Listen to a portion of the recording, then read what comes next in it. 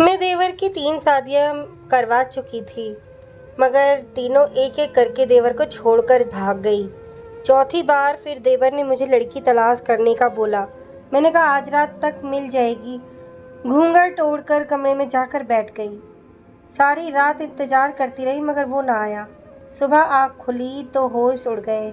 रात के इस वक्त जब हर तरफ सन्नाटा छाया हुआ था, मैं इस वक्त अपने पति को कमरे में सोता हुआ छोड़कर खामोशी से अपने देवर के कमरे में लाल जोड़ा पहने हुए घूंघट ओढ़े बैठी देवर का इंतजार कर रही थी। आज मेरा बहुत बड़ा इम्तिहान था।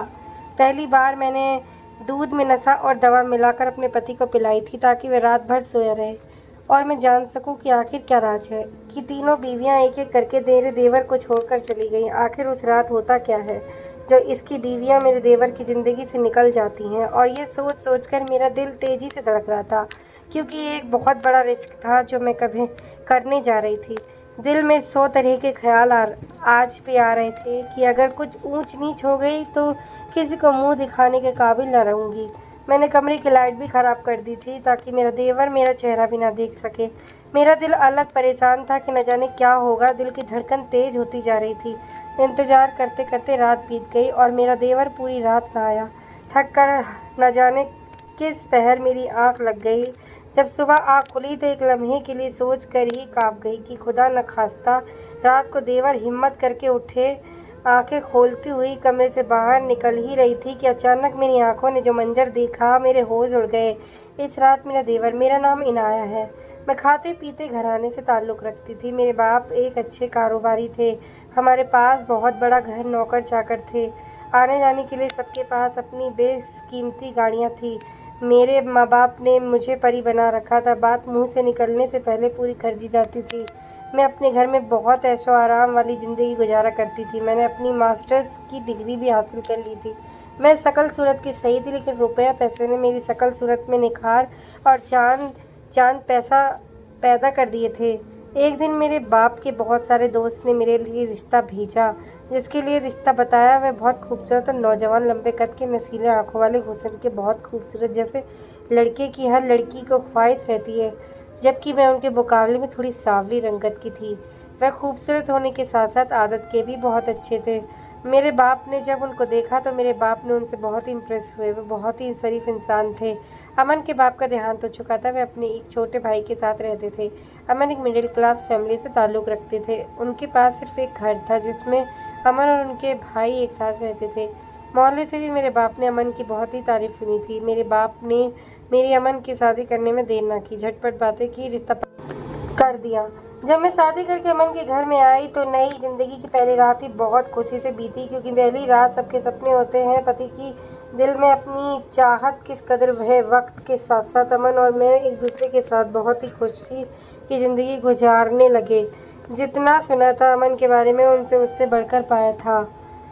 जबकि इस घर में कोई औरत ना थी तो मैंने अकेले ही अमन के घर पर ही राज करना शुरू कर दिया। सिर्फ अमन ही नहीं बल्कि मेरा देवर भी मुझसे प्यार से पेश आता था। मेरा बहुत ही इज्जत और ख्याल करता था और इसके साथ साथ वह अमन से भी ज़्यादा खूबसूरत और गोरी रंगत का था। हसीन और खूबसूरत था। मेरे हाथ के पके खाने खाता तो दिल खोल कर मेरी तारीफ़ करता। जब से आप इस घर में आई हैं, इस घर में तो रौनक सी आ गई है। माँ बाप की कमी महसूस नहीं होती। अब पहले तो हमारा घर ही वीरान था। इस तरह की बातें वो अक्सर मेरे साथ करता रहता। एक दिन अमन ने मुझसे देवर की शादी के बारे में बात की। वह कहने लगे, इसके बारे में भी हमें सोचना है। इसके लिए लड़की तुम्हें तलाश करनी है। ये अब तुम्हारी जिम्मेदारी है कि तुमने अपने देवर की शादी करवानी है। मैंने देवर की शादी की जिम्मेदारी अपने सर ले ली। एक दिन जब मैं अपनी माँ से मुलाकात करने आई, अपने घर गई तो मैंने बताया कि मेरा देवर मेरा बहुत ख्याल रखता है। मुझे भाई की कभी महसूस होने नहीं देता, जबकि मैं अपने घर में इकलौती थी। मेरा कोई भाई बहन नहीं था, इसीलिए देवर को दिल से अपना भाई मानने लगी थी। मैंने अपनी माँ से देवर के रिश्ते की बात की। मेरी माँ ने अपनी सहेली की बेटी का जिक्र किया। वह बहुत ही शरीफ घराने से ताल्लुक़ रखती है। उनकी बेटी बहुत ही खूबसूरत है, बिल्कुल तुम्हारे देवर की तरह है। लेकिन एक बात है कि वह लोग बहुत ही अमीर घराने से ताल्लुक़ रखते हैं, जबकि तुम्हारा देवर एक मिडिल घराने से ताल्लुक़ रखता है। फिर भी मैं बात करके देखूंगी। जब मेरी माँ ने अपनी सहेली की बेटी के लिए मेरे देवर के रिश्ते की बात की तो उन्हें मेरा देवर बहुत पसंद आया। उसकी खूबसूरती और काबिलियत देखकर उन्होंने देवर से अपनी बेटी की शादी की बात कर दी और देवर को भी लड़की पसंद आ गई थी। मैंने खुशी खुशी देवर की शादी करवा दी। परी अपने घर से विदा होकर हमारे घर आ गई। शादी की अगली सुबह नाश्ते के टेबल पर देवर तो बहुत नजर आ रहा था, लेकिन परी चुप पर थी। ना ही ठीक से कुछ खा रही थी, ना ही बात कर रही थी। मेरी बहुत कहने पर थोड़ा सा ही नाश्ता किया और अपने कमरे में चली गई। इसका रवैया कुछ ठीक नहीं था। हालांकि वह एक बहुत अच्छे मिजाज की लड़की थी, लेकिन जब से शादी हुई थी वह गुमसुम सी हो गई थी। देवर को देखकर इसकी रंगत उड़ने लगी थी। वक्त गुजरने के साथ साथ देवर भी कुछ समय से सहमत सहमत सा रहने लगा। मैं वजह पूछती तो नम आंखों से ये कहता था कि सब ठीक है, बस मेरी तनख्वाह कम है ना, इसीलिए आपकी देवरानी के सामने मेरी हैसियत ही नहीं। परी घर में ना किसी से कोई बात करती है, ना ही कुछ बोलती है, मुझसे भी बात ना करती। अक्सर रात के वक्त उनके कमरे से अजीब सी आवाज़ आती। दबी दबी चीखों की शादी को अभी चंद ही दिन गुजरे थे कि एक दिन परी ने सुबह उठते ही नाश्ता किया और अपने बैग पैक करके अपने घर चली गई, ये कहकर कि अपनी माँ की याद आ रही है, कुछ दिन रहकर वापस आ जाएगी। मगर वह वापस ना आई। कुछ दिन बाद परी के घर से पैगाम आया कि परी अब कभी वापस नहीं आएगी। वह देवर के साथ नहीं रहना चाहती। दोनों तरफ से बहस अच्छी खासी हो गई थी और फिर एक दिन में देवर की परी से तलाक हो गई। मुझे बहुत दुख हुआ था। कैसी अजीब लड़की थी परी, इसका मेरे देवर पर दिल पर बहुत असर पड़ा। मेरा देवर परी से बहुत ही मोहब्बत करता था।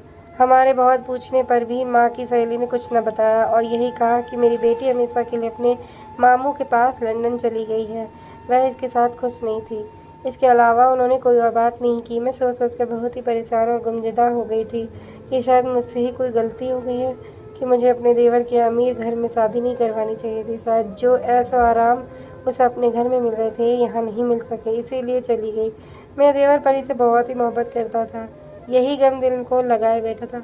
मैंने इसे बहुत हौसला दिया। फिर इसे निगाह नीचे रखते हुए मुझे ये कहा कि भाभी आप मुझे बहुत अच्छे घर की लड़की तलाश कर दें, मैं जल्द ही दूसरी शादी करना चाहता हूँ। मैं परी को हमेशा के लिए भूलना चाहता हूँ और आंखों में आंसू लिए अपने कमरे में चला गया। मुझे उस पर बहुत ही तरस आ रहा था। हमारे घर में तो जैसे मातम का माहौल चल रहा था कि आखिर ये क्या हो गया। मैं भी ठान ली थी और मैं अपने देवर के लिए लड़की तलाश करने में देर न की। मुझे आखिरकार परी से भी बहुत खूबसूरत प्यारी लड़की अपने देवर के लिए मिल गई। मेरी दोस्त पायल, जो कि बचपन से ही मेरी क्लास में मेरे साथ ही पढ़ती थी, 12वीं तक मैं और पायल ने एक साथ ही पढ़ा था। हम बहुत अच्छे दोस्त थे। 12वीं के बाद फिर वह किसी कॉलेज में चली गई थी और अब मेरी इससे मुलाकात हुई तो मैंने इसे अपने देवर के बारे में बताया। पायल जब देवर को देखा तो उसे पसंद आया कि इससे मेरे देवर की पहली शादी से भी कोई एतराज़ न हुआ, क्योंकि पायल भी तलाकशुदा थी, एक कमांडर किस्म की लड़की थी। इसमें खुद अपने फैसले लेने की हिम्मत थी और अपने फैसले खुद ही करती थी। पायल का ताल्लुक भी अमीर घराने से था। मैं एक दो बार पायल को अपने घर बुलाकर उन दोनों की मुलाकात में भी करवा चुकी थी। मैं देवर और पायल एक दूसरे को पसंद करने लगे थे और फिर फ़ोन पर बातें करने लगे थे और फिर फ़ोन पर बातों पर सिलसिला शुरू हो गया। इस तरह उनकी अंडरस्टैंडिंग हो गई। मैंने भी उनकी शादी करवाने की मैं जल्दी की, क्योंकि मुझे डर था कि जो काम शादी के बाद करना होता है वह कहीं मेरे देवर और पायल पहले ही न कर बैठे। सब कुछ भागम भाग किया और पायल को एक बार खुशी लौट आई।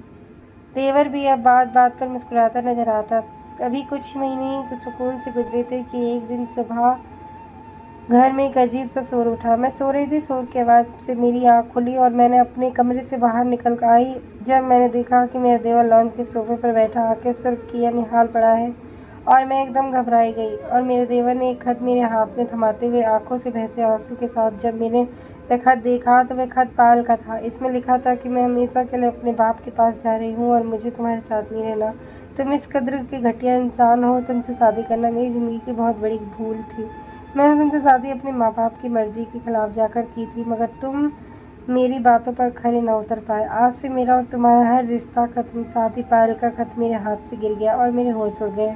मैं परेशान हो गई कि ऐसे पायल कैसे कर सकती है कि बगैर बताए घर से अचानक चली गई। मुझे तो कुछ बताती। इस वक्त मुझे अपने देवर की मासूमियत पर तरस आ रहा था। मैं सोच रही थी कि मेरा देवर बेचारा जितने ही मासूम है उतनी उसकी किस्मत में गम लिखा है। बेचारा रोता हुआ अपनी किस्मत को कोसता हुआ अपने कमरे में चला गया और दरवाज़ा बंद कर लिया। कुछ दिन मैंने इसे सब सोच को अपने दिमाग से निकाल कर सोचा कि यकीनन मेरा देवर एक सीधा साधा इंसान है। आजकल के चालक को लड़कियों की हर ख्वाहिश पूरी करना मेरे देवर की बस की बात नहीं है। पर मैंने भी ठान ली कि कोई बात नहीं, मैं अपने देवर की फिर से शादी करवाऊंगी। अब की बार मैंने रिश्ते करवाने वाले की मदद लेना सही समझा और रिश्ते वाली आंटी से कहा कि मुझे अच्छे घर की बहुत ही अच्छी सुलझी हुई लड़की तलाश कर दे।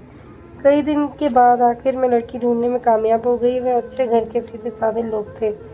सामान तो परी और बाल से भी ज़्यादा खूबसूरत और हसीन लड़की थी।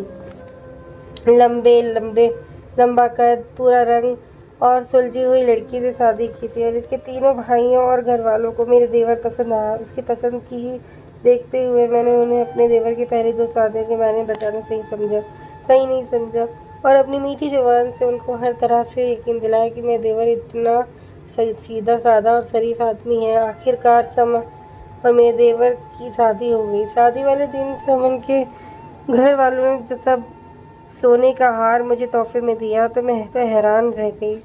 तब मुझे पता चला कि ये लोग सादगी पसंद है, मगर रुपए पैसे के उनके पास कोई कमी नहीं। उन्होंने अपने दामाद को कीमती साड़ी गाड़ी भी दहेज में दी और अपनी बेटी सुमन को भी इस कदर दहेज में सामान दिया कि घर में रहने की जगह न रही। इस रात में देर तक देवर और सुमन के कमरे में बैठी रही। सुमन देवर को देखकर बहुत ही शर्मा कर रही थी। मैं दिल में बहुत ही दुआएं मांग रही थी। मेरे देवर का घर पहुंचा। मैं दूध का गर्म गिलास करके सुमन के एक देवर के साइड टेबल पर रख दिया और उन दोनों को मुबारकबाद देकर अपने कमरे में चली आई। थोड़ी देर बहुत जो मेहमान घर में थे वही अपने कमरों में सोने की जा चुके थे। थोड़ी देर बाद मेरे पति ने पानी मांगा। मैं कमरे से बाहर निकलकर किचन में जाने लगी तो देवर के कमरे से अजीब सी आवाज़ आ रही थी। ऐसा लग रहा था जैसे कोई रो रहा हो। न जाने कौन सी आवाज़ थी। पहले तो दिल किया छुप कर देख लूँ, कहीं कोई मसला ही ना हो गया हो। दिल में वैसे भी डर बैठा हुआ था, कहीं देवर भी कोई उल्टी सीधी हरकत ना अपनी बीवी से कर दे। वो दिमाग में बहुत ही सोच आ रही थी, कहीं देवर तो गलत नहीं है जो 2 बीवियां छोड़ गई और तीसरी बीवी शादी की पहली रात अजीब आवाज़ निकाल रही है, जबकि ये शादी से पहले तो बहुत ही खुश नज़र आ रही थी।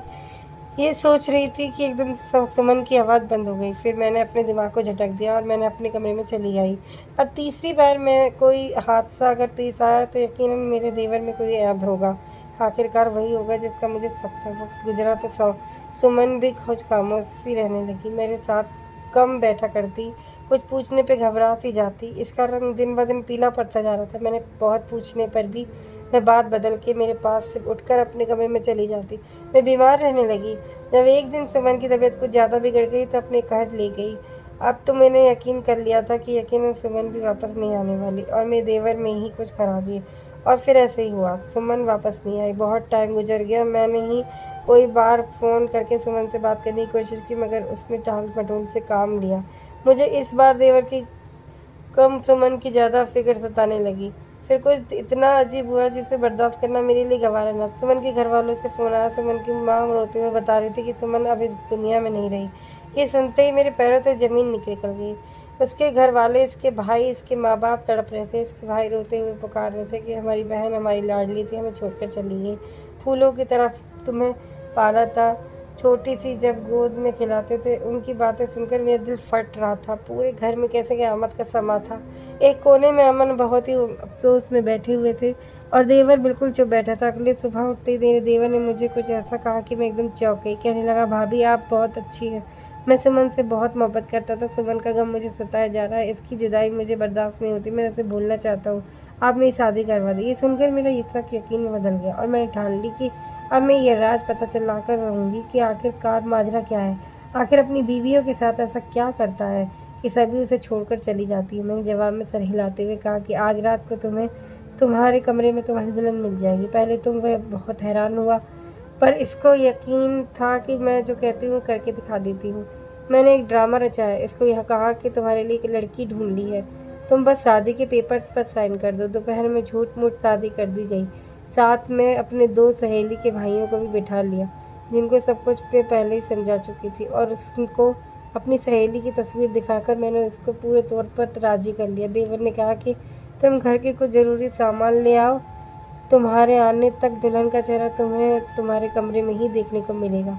वह सुनकर शर्माता हुआ घर में चला गया। पति काम से वापस आया तो मैं आते ही उसकी चाय में नींद की गोलियां डालकर पिला दी।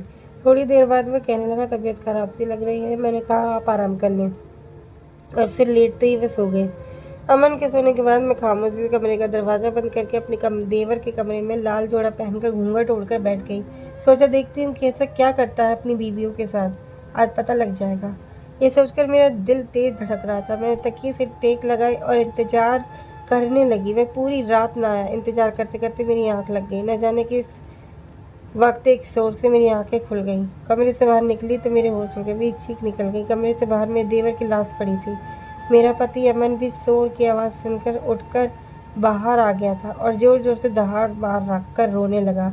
हमारे घर पर क़यामत टूट पड़ी थी। कुछ समझ नहीं आ रहा था। सुमन के तीनों भाई हाथ में बंदूक लिए सामने खड़े थे। कहने लगे, आज हमने अपनी बहन के कातिल को मार दिया।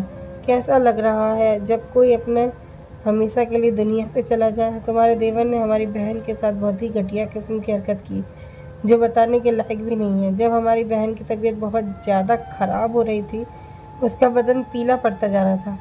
हमने उसका टेस्ट कराया तो उसके साथ जो तुम्हारे देवर ने किया था वह बहुत ही शर्मनाक था। वह मेरी बहन के साथ रोज़ कुछ गोलियां खाकर बहुत बेरहमी से पूरी रात बिताता था और उसे बहुत मारता था। उसके बदन पर बहुत जख्मी थे। और बाकी जो तुमने अपने देवर की पहले 2 शादियाँ कराई थी, उसने उनके साथ भी यही किया था। वह तो जल्द से जल्द बचकर तुम्हारे देवर से तलाक लेकर चली गई, लेकिन मेरी बहन बहुत सीधी सादी और भोली भाली थी। वह ऐसा ना कर सकी। सब कुछ बर्दाश्त करती रही। जब उसके जिस्म ने उसका साथ छोड़ दिया, जब उसने हिम्मत हार दी थी, ये सुनकर हमारे तन बदन में आग लग गई और हम अब किसी और की ज़िंदगी बर्बाद होते हुए नहीं देख सकते थे। इसीलिए हमने तुम्हारे देवर की जान ले ली है और वह अपनी सारी बीवियों की गलत तस्वीर लेता है और फिर उन्हें बाद में डराता धमकाता है। अगर किसी को बताया तो उनकी नाजायज़ तस्वीरें सोशल मीडिया पर डाल देगा और अपनी सारी बीवियों के जेवरात भी उसी रात छीन कर बेच आता था। तुम्हारा देवर एक फ्रॉड था। सुमन के भाई ट्रांसपोर्टर थे। वे लोग छानबीन करने में माहिर होते थे। उनकी बहन के साथ जो कुछ हुआ था उसके बाद उन्होंने तुम्हारे देवर की पूरी छानबीन करवा ली और पायल की माँ से भी वे मुलाकात कर चुके थे। पायल की माँ ने भी अपनी बेटी का दुख उसने बयान किया तो उनमें सीने में और गुस्सा भड़क उठा। तुम्हारे देवर के अंदर हवा से इस कदर भरी हुई थी। अब इतना लालची था परी के भाई उससे बोलते चले जा रहे थे। परी ने तो उनको कुछ न बताया, मगर इसके भाइयों ने तुम्हारे देवर की दोनों बीवियों से मिलकर पूरी जानकारी हासिल कर ली थी। जो कुछ अपनी दोनों बीवियों के साथ वे कर चुका था, वह समझ चुका था कि ये सब मेरी बहन के साथ भी हुआ होगा। तुम्हारे देवर ने सुमन को भी यही धमकी दी थी कि वह दोबारा अपनी शक्ल उसे न दिखाए और बहुत दूर कहीं चली जाए, वरना पहली रात की वह सब तस्वीर जमाना देखेगा। सुमन बर्दाश्त न कर पाई, इसीलिए उसने खुदकुशी कर ली। खुदकुशी करने से पहले एक खत में लिखा हुआ था, हमारी भी बहुत ऊपर तक पहुँचे, हमसे हमारी बहन का दुख बर्दाश्त नहीं हुआ। हमारी फूल जैसी बहन ने इस लालची और घटिया और हवस के भरे इंसान की वजह से खुदकुशी कर ली है और हमने भी इसे इस दुनिया से विदा करके आज अपनी बहन का बदला ले लिया है। अब कहाँ लेकर जाएगा वह दौलत लालची इंसान। ये कहकर वह इसकी लाश को छोड़कर चले गए। बाद में परी और पायल के घर वालों से भी बात हुई तो उन्होंने भी यही मेरे देवर के बारे में बताया। ये सब कुछ सुनकर मेरे होश उड़ गए थे। मैं गलत थी अपने देवर के बारे में। मैं तो इसे इतना शरीफ और नीक इंसान समझती थी। फिर मेरे पति ने भाई बताया कि बचपन से ही इसे एक अमीर आदमी बनने का शौक़ था। अक्सर कहता था कि मैं अमीर बन के एक बड़ा बिजनेसमैन बनूंगा, पर मुझे यकीन नहीं पता नहीं था कि वह इस हद तक भी जा सकता है। काश मैं उस वक्त कोई कदम उठा लेता तो आज मेरा भाई जिंदा होता। तो दोस्तों, कहानी अच्छी लगी हो तो वीडियो को लाइक और चैनल को सब्सक्राइब करना ना भूलें।